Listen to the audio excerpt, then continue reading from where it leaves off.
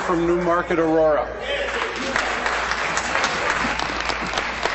My question is to the Deputy Premier. Speaker, Martin Redd-Conn shed some light on why this government continues to obstruct the will of the legislature and that of the Public Accounts Committee. Liberal insiders, he writes, believe the Ornge scandal is fading fast from the radar. Speaker, I want to assure Mr. Conn and the Premier and the Minister of Health and the House Leader and those Liberal insiders as well as Ontario taxpayers that we have no intention of letting this scandal fade into anything but a full-fledged inquiry.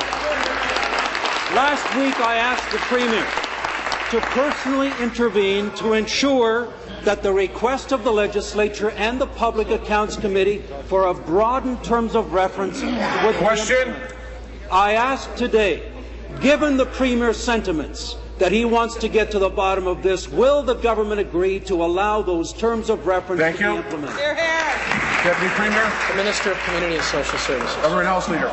Thank you very much. Hear from Kelly Mitchell. Mr. Speaker, I think the member is well aware that the Public Accounts Committee, a standing committee of this legislature, is seized with the Ornge matter. Mr. Speaker, I have here the statistics. The committee has sat for 20 hours on this matter and has heard from 28 witnesses that have appeared so far. I also know that the committee is in the process of scheduling future witnesses to come forward. Mr. Speaker, I have great confidence in the Public Accounts Committee and the good work that they do. And I would also remind the honourable member that when it comes to the Ornge file, we have had a thorough review by the Auditor General. The Ontario Provincial Police, it's unfortunate, Mr. Speaker, but they are investigating the matter. We also have a piece of legislation in front of this House, which, if passed at second reading, would also be going in front of committee, Mr. Speaker. There is a thorough review of Ornge that is taking place. Supplementary. Speaker, it's very clear that the Government House Leader himself is part of that group of Liberal insiders who are hoping that this will fade off the radar.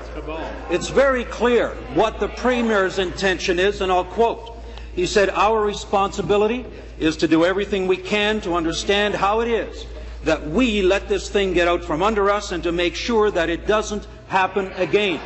Speaker, that is why the Public Accounts Committee sent a motion to the Government House Leader asking him to broaden the terms of reference. I ask the Government House Leader this.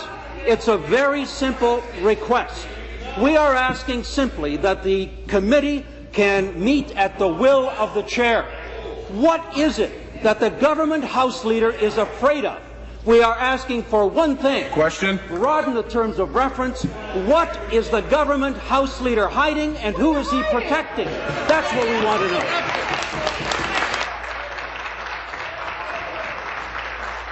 Be seated, please. Be seated, please. Thank you. Government House Leader. Conservatives want a three-ring circus.